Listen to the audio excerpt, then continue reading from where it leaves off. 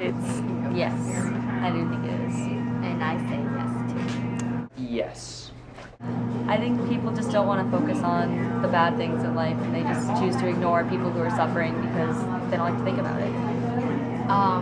Well, yeah, I agree with Megan. And also, like, we see poverty on the streets, but nobody ever really does anything about it. I mean, it's sad. There are some organizations that help, but not everyone really commits to it and chips in. Because it's easier to throw money at poor people than actually take care of poverty. Maybe just more, like, I know there are like homeless shelters, but maybe just like have more of them, I guess. Yeah, like more support groups too. Find a way to provide jobs.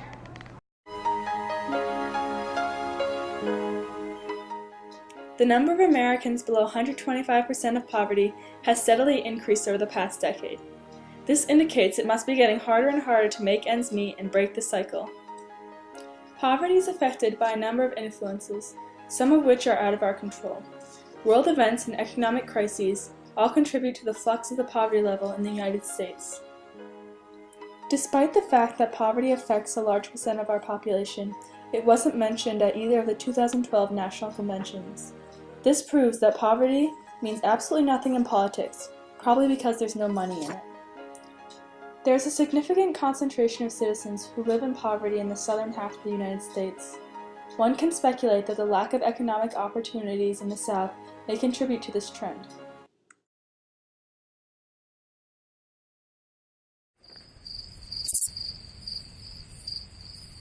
In the Mississippi Delta, cotton is king, but it's a picturesque landscape that can be deceiving. This is the poorest corner of the poorest state in North America, and boys like Randolph Nelson seem to have been forgotten by the wealthiest nation in the world. Come on! More than half the children here live in poverty, and the wish list of a 12-year-old is revealing. Just a bigger house. What else?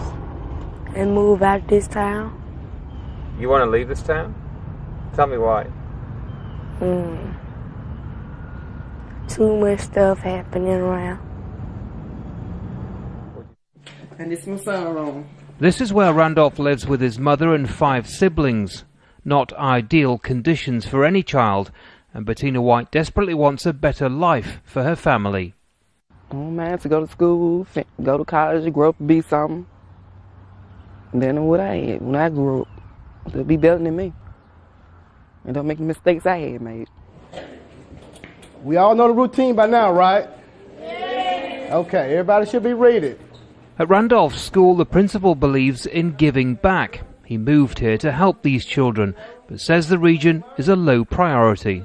I really think the answer is, just from a political standpoint, the Mississippi Delta is not nearly as important as other regions of the country, so it tends to get overlooked. For years, politicians have been coming here talking about how they'll make things better, but the truth is very little has changed. And in this election cycle, childhood poverty is barely even being spoken about. For Randolph and his family, history then might be about to repeat itself, but he's not giving up hope.